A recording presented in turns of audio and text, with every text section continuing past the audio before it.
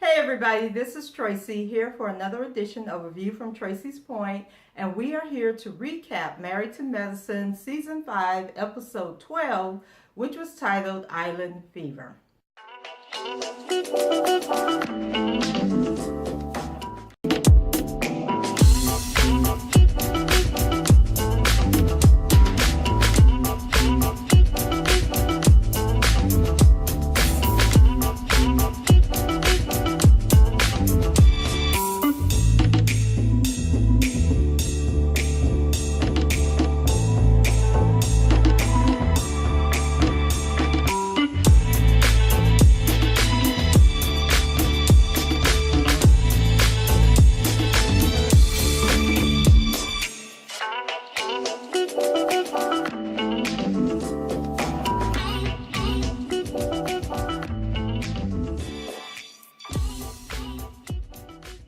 So I must say that this was a very good episode of Married to Medicine until we got to like the last 2 or 3 minutes, but that's usually how it works.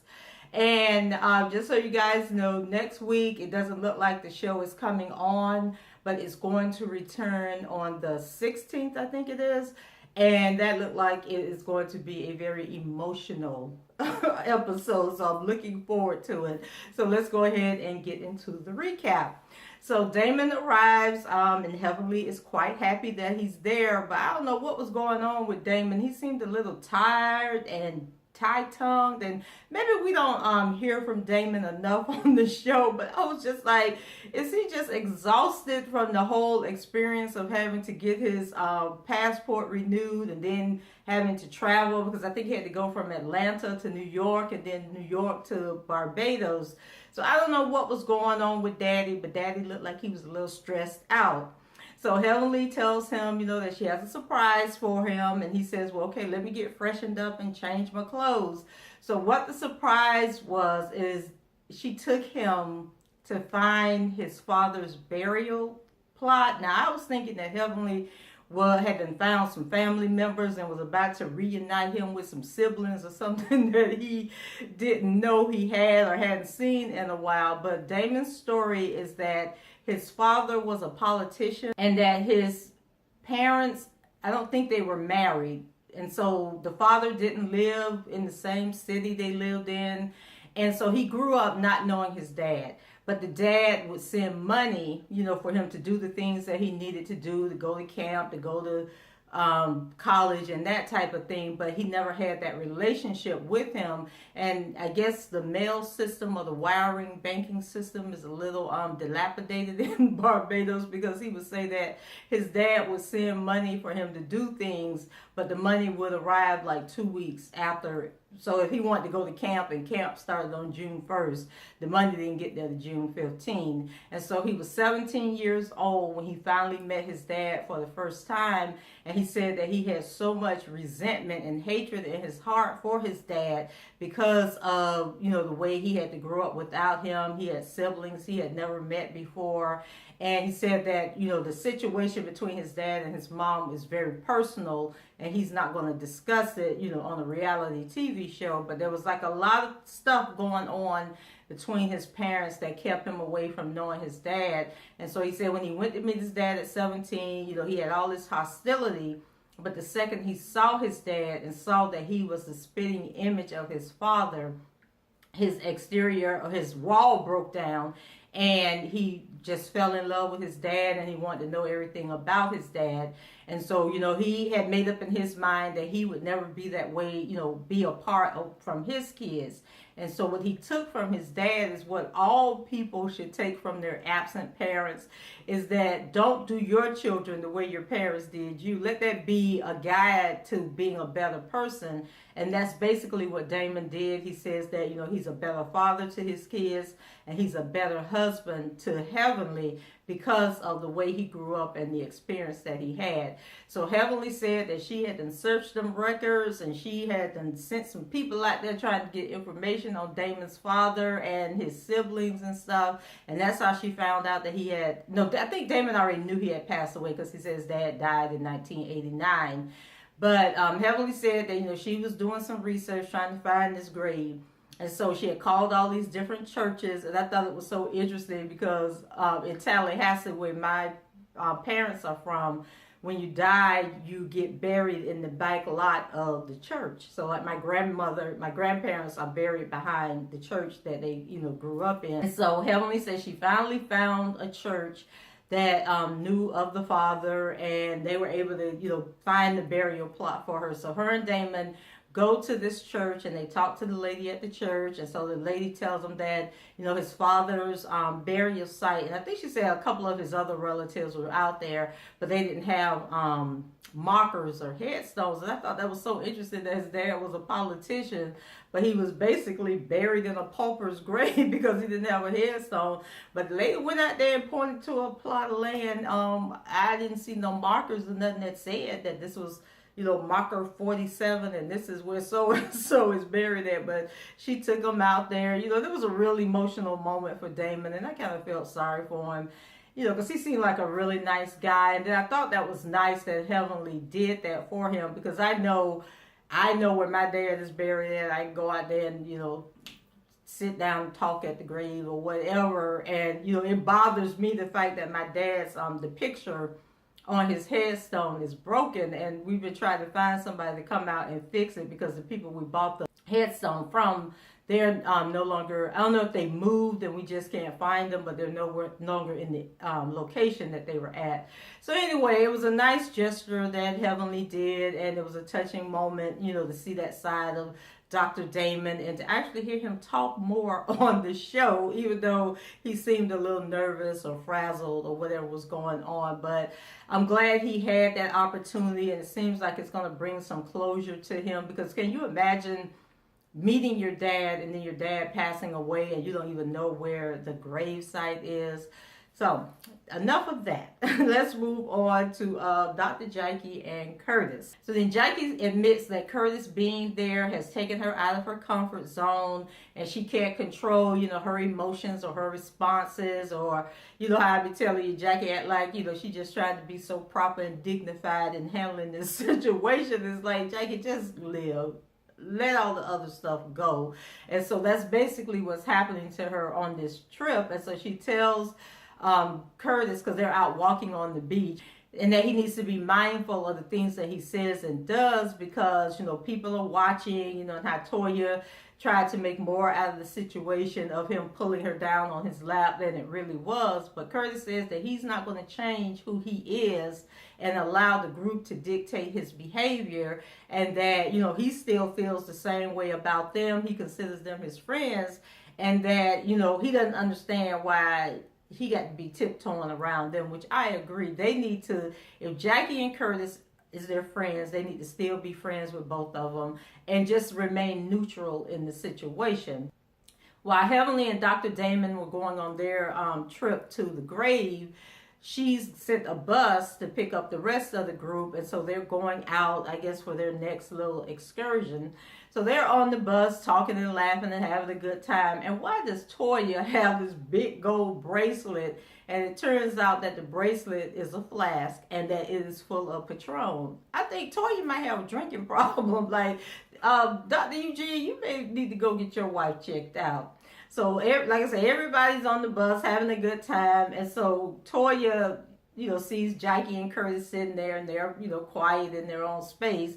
So then she says something to Jackie, and Jackie was kind of short with her. And so Toya assumes that Jackie had the opportunity to think about Curtis's behavior from the day before and what she said about, he's a cheater and you can't never trust him again. That now she's pondering that and thinking that Toya might be right. But Jackie, on the other hand, is thinking that Toya needs to mind her own business and stay out of her affairs. And so she's like keeping Toya at a distance because she doesn't want to go off on Toya, but Toya's sticking her nose in where it don't belong. So then they go over to Mariah, and Mariah's in a good mood. So Mariah said that she had sex all night with her man.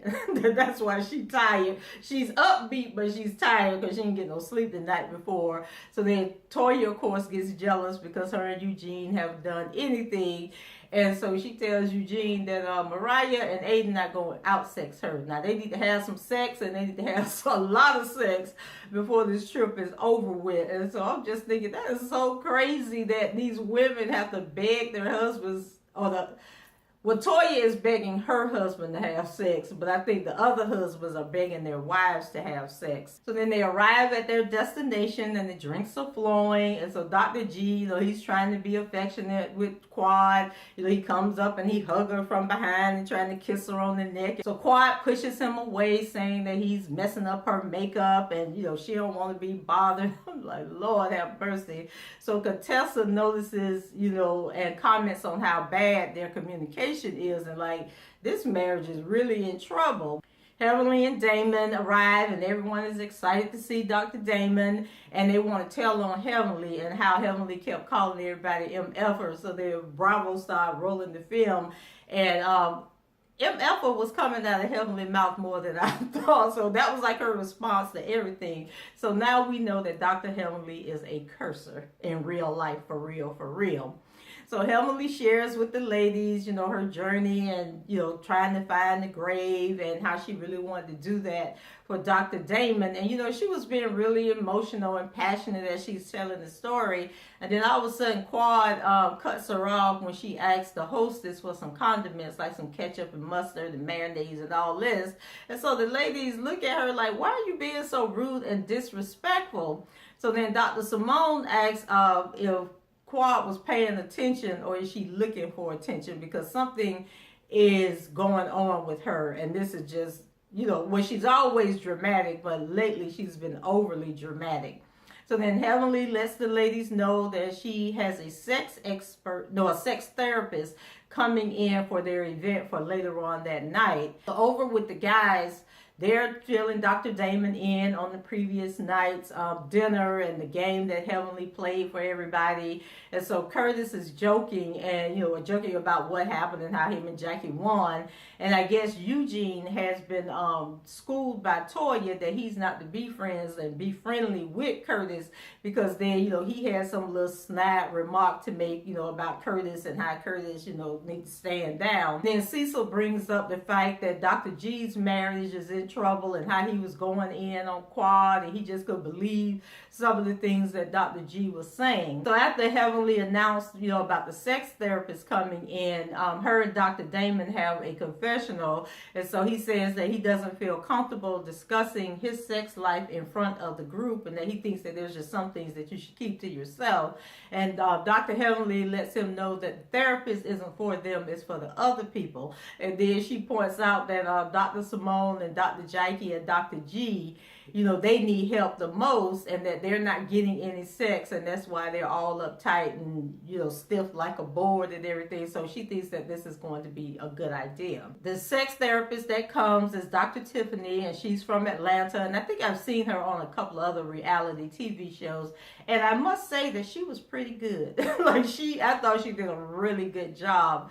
And so she asks, where is the most interesting place that the couples have had sex before? And so Dr. Damon he was sitting there, he was holding this wine glass, and so he squeezed the glass so tight that it broke in his hand. He was like, oh my God.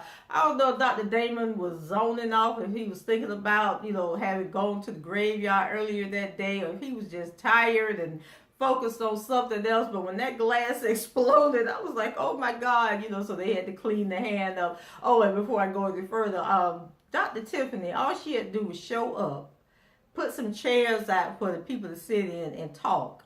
But she was late arriving, and so before she got there, they were all sitting around at a table, and I know they were drinking, and then I think a couple of them may have ordered something to eat. So after they got Damon all cleaned up, Toya answered the question and said that they were in Bora Bora, and she wanted to have sex on the balcony, but Dr. Eugene didn't want to do it, and Dr. Eugene said that the reason he didn't want to do it was because it was in the middle of the day, and he liked to get butt wild, do things in different positions, and that he just thought it was inappropriate for them to be out there on the balcony having sex.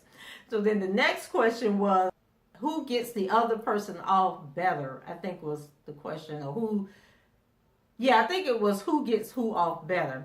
So Simone says that Cecil is the one that gets her off better, but she wants to be told that he loves her. So I don't know why Dr. Simone keep harping on this, because I know that man done told her that he loves her in the 20 years that they've been married. So Cecil says that he thinks about Simone all the time, that he does love Simone, and he don't understand what's going on. So the therapist says that, he should just call her, random days, random times during the day, and just tell her, I love you, I'm thinking about you, you mean the world to me, that he should do it often. And so Cecil, he was looking like, God dang, like I show the woman that I love her in everything I do. I believe that he doesn't think that anything he does is going to be good enough, and that's probably why he's not trying. So then Curtis started asking some questions. Curtis wants to know how he can get his wife to try new things. So, of course, the camera pans around to the other people, and they frowning like, he needs to shut up. Why is he even talking?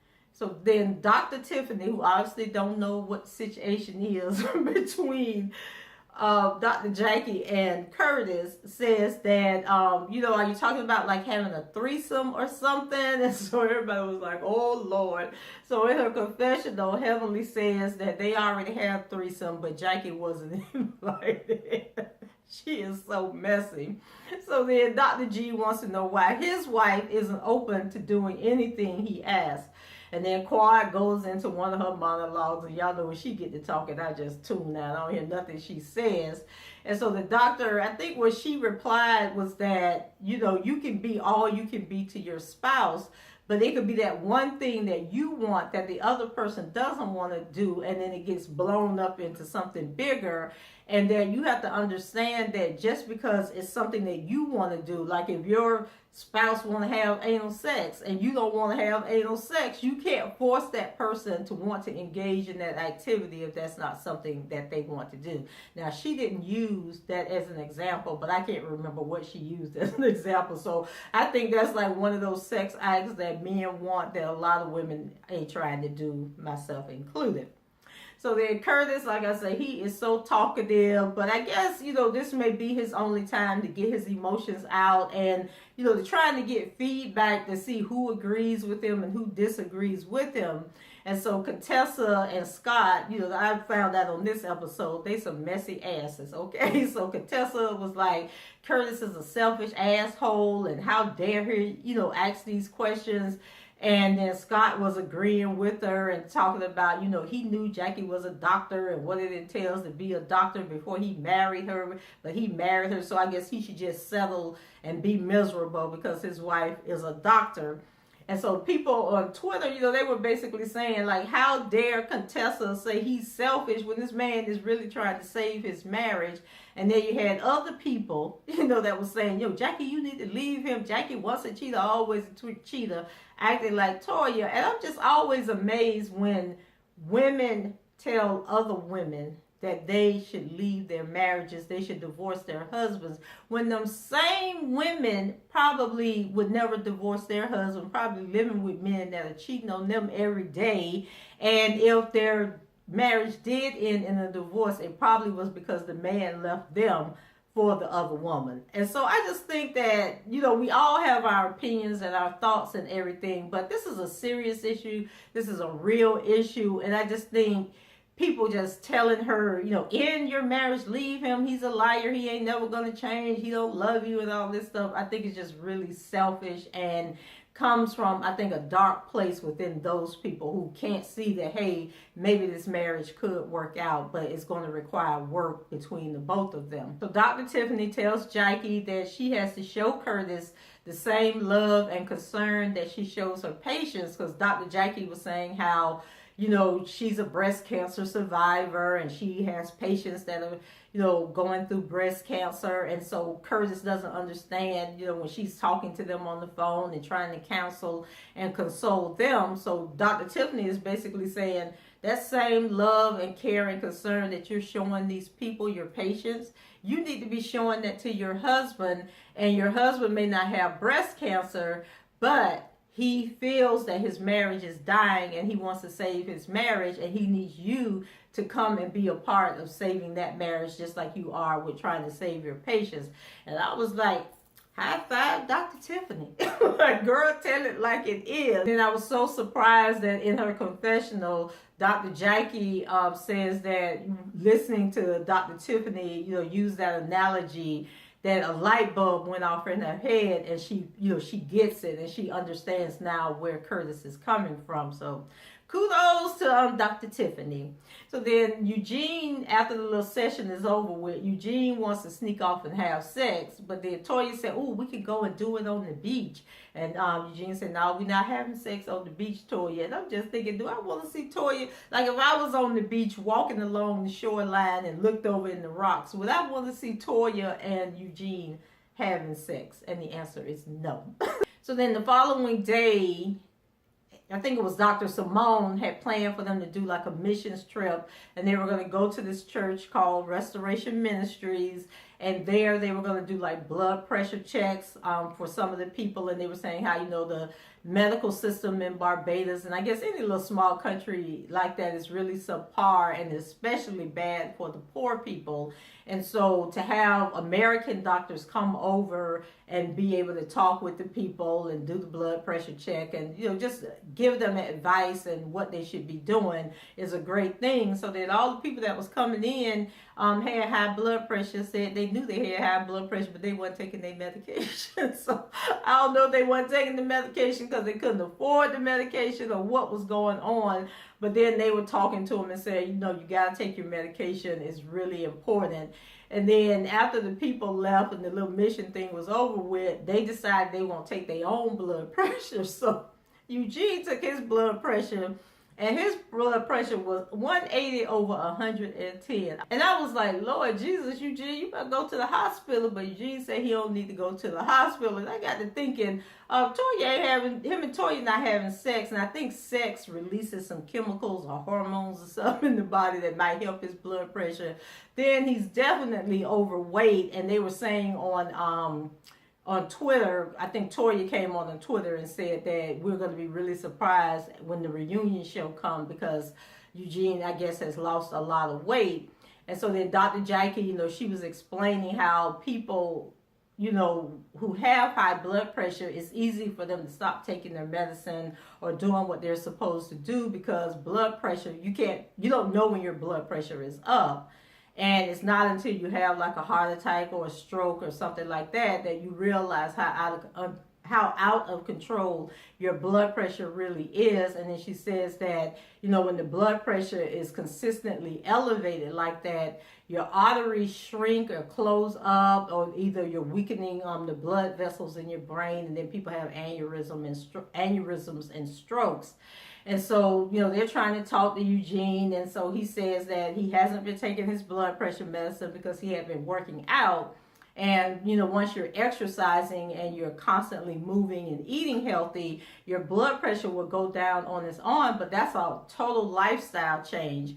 And so Eugene says that, he had lost 10 pounds. He was feeling good about himself. But then he got to having to do all this work and work all these days to pay off this debt. And then I think it was Dr. Scott, who said that they need to reassess the whole repayment plan so that Eugene doesn't have to work so hard. And maybe, they have to pay a couple of extra months so that he can take like a day or two off every week so he can rest and rejuvenate his body, because otherwise he's gonna kill himself, and then they gonna make no difference whether he paid the debt off or not. And then they had a scene with Toya, and Toya's talking to Mariah, and she's trying to act like she knew Eugene's blood pressure was up, and she's been talking to Eugene about the blood pressure. We like, girl, the only thing you've been talking about is having sex and how y'all gonna pay them bills off so you can start back spending money again. So don't even try it, Toya. In his confessional, Dr. Eugene says that he knows he needs to do something, because he wants to be there for his wife and to see his kids grow up, and that he's going to be intentional about making the changes that he needs to make, but he doesn't feel that he needs to go to the hospital or rush down to the emergency room because his blood pressure is elevated. So then after the mission trip, the couples go on an afternoon yacht ride. And I must say that Heavenly did a really amazing job on this trip. And I mean, everybody seemed to, despite the little glitches everybody seemed to be engaged, seemed to be having a good time. They seem to enjoy where they are. And I think even Dr. Simone spoke up again and said what a great job that Heavenly was doing. And of course, Heavenly was giving herself all kind of kudos, pats on the back, saying that this was the best trip ever and how she's the relationship expert. And then when she got on that boat, she decided she was going to be the captain of the boat and steer the boat. And the weather was a little rough out there, so I don't know if I would have been letting Heavenly hold on to that wheel as long as she did. But anyway, here comes the drama.